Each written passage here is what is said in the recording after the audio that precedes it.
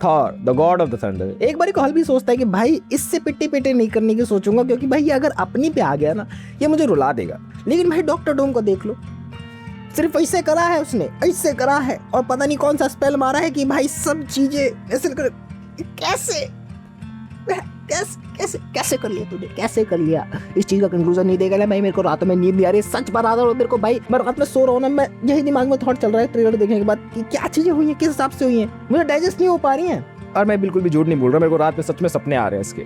लेकिन इसके पीछे जो भी चीजें ना उसका एक बेस है पेट्रोलियम, ऐसे ही सब चीज नहीं हो जा रही। हाँ ये चीजें जानबूझ कर करी जा रही हैं, लेकिन इसके दिखाने को वो जो नजरिया है डूम्सडे के अंदर शायद से वो अच्छे तरीके से पोर्ट्रे ना हो पाए, उसके बारे में पहले ही बात कर चुका हूँ। क्योंकि जो डॉक्टर डूम है वो अपने आप में बहुत ही पावरफुल कैरेक्टर है एंड उसकी ओवर जो स्टोरी लाइन है जो मार्वल्स के अंदर चलती हुई आई है वो बहुत ही ज्यादा फैंटास्टिक है। लाइक वो सिर्फ एक विलन नहीं है, वो एक साइंटिस्ट भी है, वो सॉर्सरर भी है, means of it kind of जादूगर भी है, जो बचपन से उसकी ब्लड लाइन में बैठा हुआ है कि भाई उसकी माँ जादूगरनी थी। एंड साथ ही साथ मार्वल के सबसे इंटेलिजेंट कैरेक्टर्स में से भी एक माना जाता है वो। हाँ वो टोनी स्टार्क से भी ज्यादा समझदार है एंड कहा जाए रीड रिचर्ड्स उस लेवल का जीनियस है वो। एंड तुम लोगों को नहीं पता तो रीड रिचर्ड भी भाई बहुत ही ज्यादा खुराफाती आदमी है, बहुत कुछ चीजें सोच लेता है, जितना मैंने पढ़ा है अभी तक, अगर मैं गलत नहीं हूँ तो। एंड जो ट्रेलर के अंदर हम लोगों ने सीन देखा है वो बहुत शुरू का ही है जितना मुझे लग रहा है। उसके बाद ही भाई थॉर भैया की फटी है एंड वो सब लोगों को इकट्ठा करने पे तुले हुए हैं। मैं बात बता के लेके चलो, डॉक्टर डूम ने स्ट्रेटजी ऑलरेडी फॉलो कर रखी है एंड जहां तक है वो फीचर वगैरह भी देख सकता है, वो सब चीजें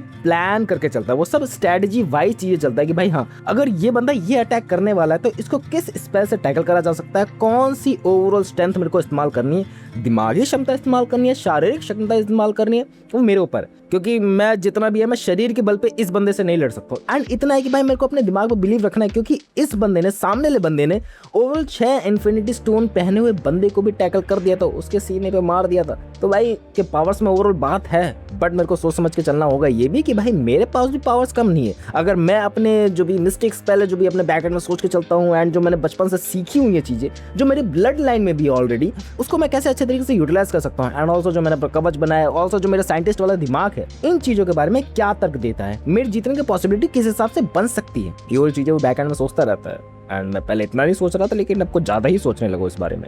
एंड अगर मैं थॉर और डॉक्टर डूम को दोनों को थोड़ा बहुत कंपेयर करना चाहूँ अपने ही माइंड लेवल पे कि भाई थॉर के जो ओवरऑल पावर है वो एसगार्डियन मैजिक से बहुत ज्यादा ही कनेक्टेड है एंड उसी पे वो डिपेंडेंट है, लाइक बाले के लिए वो बिजली का दिखता है। एंड डॉक्टर डूम की बात देखिए चलिए, उसके पास जो पावरफुल स्पेल्स हैं या फिर मैं कहूँ वो जो पावर्स खींच सकता है, किसी का इस्तेमाल कर सकता है, उन सब चीज़ों का मिश्रण है, उसके दिमाग का भी मिश्रण है एंड उसके ओवरऑल जो उसने कॉस्ट्यूम पहना है वो भी बहुत ज़्यादा मज़ेदार है। वो हम लोग को देखने को मिला। आगे मैं पहले बता चुका, बार बार बोलकर तुम्हारा दिमाग वेस्ट नहीं करूँगा, दिमाग वेस्ट नहीं, टाइम वेस्ट नहीं करूँगा तुम लोगों को। एंड जो इस लड़ाई में जो मेन तुम लोगों को चीज़ें देखने को मिलती है, जब उसका हैंड गेस्चर तुम लोग को देखने को मिलता है, तो इस साइड पर तुम लोग को देखने को मिलता है क्या, जो तुम लोगों को मल्टी लेवल ऑफ मैडनेस के अंदर एक सिंबल देखने को मिला था वांडा की साइड से, जो भी तुम स्कारलेट विच कह सकते हो, मैं नाम भूल रहा हूँ। एंड उस बंदी के पावर्स में भी डॉक्टर डूम इस्तेमाल कर रहा है, क्योंकि तुम लोगों को पता है भाई जो बंदी अपने में आई थी तो भाई क्या करके गई थी, किस लेवल तक की तबाही करके गई थी भाई, मतलब उसको कोई रोक नहीं पा रहा था। एंड उसी लेवल तक की सेम पावर डॉक्टर डूम के भी पास है, लाइक उसकी भी लाइक उसको भी पैदाइशी शक्तियां मिली हुई है एंड उसने उसको बहुत ज्यादा अपस्केल करके रखा हुआ है। लेकिन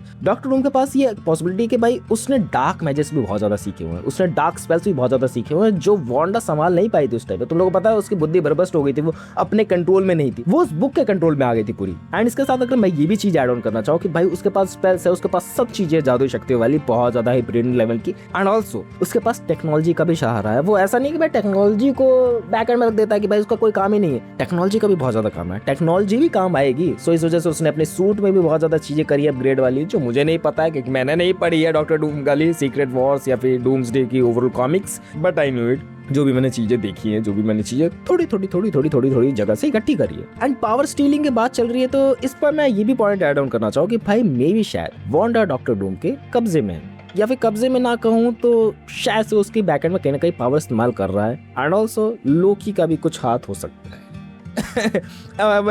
मेरी एजप्शन बहुत ज्यादा गलत नहीं कर सकते, बट ये जो भी समझ में आ रहा है कि भाई हाँ यार, मल्टी लेवल मैडनेस के बाद ये देखने को मिला था कि भाई वांडा के पास ओवरऑल एक्सपीरियंस है डिफरेंट डायमेंशंस में जाने का। एंड डॉक्टर डूम का भी काइंड ऑफ ये मकसद हो सकता है कि भाई उसको भी डिफरेंट मल्टीवर्स में जाना है, डिफरेंट उसको वर्ल्ड में जाना है, तो उसको वांडा की जरूरत पड़ेगी कहीं ना कहीं। एंड शायद से वो वांडा को इस्तेमाल कर ही रहा है ऑलरेडी। जो अगर कर रहा हो तो सबसे पहले जो ओवरऑल सबकी जिम्मेदारियां रहेंगी कि भाई वांडा को उसके कब्जे से निकलवाना है, क्योंकि जब तक वांडा उसके कब्जे में रहेगी उसके ओवरऑल स्पेल बहुत ज्यादा ही मजबूत रहेंगे एंड उसका कोई बाल भी बाका नहीं कर सकता। एंड जैसे ही वांडा से थोड़ी बहुत आदत होगी थोड़ा तो कमजोर होगा वो। एंड अगर इसी पावर को थोड़ा सा मैं अपस्केल करके और तुम लोगों को बताऊं तो भाई डॉक्टर डूम ऐसा नहीं कि परमानेंटली किसी की पावर को इकट्ठा करके रख सकता है, परमानेंटली किसी की पावर को छीन कर रख सकता है। वो टेम्पररी बेसिस पे ये जरूर कर सकता है कि भाई वो गॉड्स लेवल तक की पावर को भी स्टील करके रख सकता है, जिस वजह से वो गॉड से भी ज्यादा पावरफुल बन सकता है। एंड शायद से उस लेवल तक का है भी। एंड बिकॉज वो ज्यादा डायलॉग नहीं मारता, बिकॉज वो ज्यादा चीजें करता नहीं, ज्यादा हैंड मूवमेंट, ज्यादा गेस्चर कुछ भी नहीं करता है, सिर्फ अपना ऑरा फार्म करता है ओवरऑल स्टोरी के अंदर। एंड इसके अंदर भी वही चीजें ज्यादा दिखाई जाएंगी। एंड बंदे ने कुछ करा नहीं है, सिर्फ उसने 3 शब्द बोले, आई हेट 3000। बस टोनी भैया से कैसे कनेक्ट मारेंगे लोग, इससे ज्यादा कंफ्यूजन होती है। एंड जो डॉक्टर डूम वर्सेस थॉर की थ्योरी मेरे को इंटरनेट पे देखने को मिली है, जो कॉमिक बुक के अंदर भी पब्लिश हुई है, भाई आसानी से नहीं हरा देता है डॉक्टर डूम थॉर को, एंड थॉर भी डॉक्टर डूम को आसानी से नहीं हरा देता है। बहुत ज्यादा स्ट्रैटेजी चलती है। मैंने तुम लोगों को बताया ना कि भाई डॉक्टर डूम बहुत दूर की सोच लेता है बहुत पहले, एंड थॉर काइंड ऑफ अभी प्रेजेंट मोमेंट में जिया, सामने लोग को ठोकना है, ऐसे करके चलता है। सो इस वजह से कई बार जीता है थॉर, कई बार जीता है डॉक्टर डूम। एंड ओवरऑल इन दोनों की स्टोरी इस पे डिपेंड करती है कि भाई किसका पलड़ा बहुत ज्यादा ही भारी है, किसका पलड़ा डगमगाने वाला है कि भाई ये नहीं चलने वाला, ये चलने वाला है। पता नहीं भाई, मेरे को ऐसा लग रहा है कि भाई 2 गुटों में सब चीजें चलने वाली है।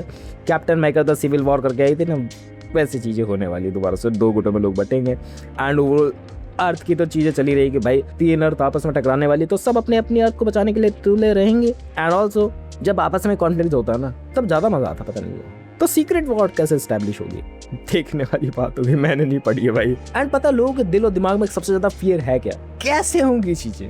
एंड अगर ऐसे करके चीजें रोक दी जा रही है तो डॉक्टर डूम ओवरऑल दिखा दिया कि भाई बहुत ही ज्यादा पावरफुल है, तो स्टोरी वहीं पे एंड हो जाती है कि भाई ये बहुत ज्यादा पावरफुल है, एंड इट। बट ऐसा भी नहीं हो सकता कि भाई इतनी जल्दी एंड हो जाएंगी ना, इतनी जल्दी एंड होने की ही नहीं है चीजें। एंड कुछ तो क्रेजी करा मार्वल ने भाई। अब 24 को क्या दिखाने वाले थे, आज है ना, आज कुछ होने वाला था, शायद से हो गया होगा, मैं लेट हो गया तो नहीं, अभी शुरू में ही वीडियो बना रहा हूँ ना, सुबह ही वीडियो बन रही है, शाम में ही आई थिंक, पता नहीं क्या होने वाला है। एंड इसका एंड एंड कंक्लूजन तो तुम लोग ऑलरेडी पता लग चुका है कि भाई डॉक्टर डूम में फिजिकली इन चीजों को नहीं रोका है ओवरऑल स्पेल की मदद से। एंड कुछ लोग ऐसे होते हैं जिनको पैदाइशी वो चीज़ें मिल जाती हैं, एंड कुछ लोग ऐसे होते हैं कि वो बाद में उन चीज़ों को सीखते हैं एंड वो डॉक्टर स्ट्रेंज जैसे बनते हैं। डॉक्टर डूम की बात अलग है बहुत ज़्यादा। एंड ये सारे doctor Doom, doctor strange doctor है बहुत कुछ सीखना बाकी है, बहुत कुछ समझना बाकी है। बाकी यही बकैते करते रहेंगे।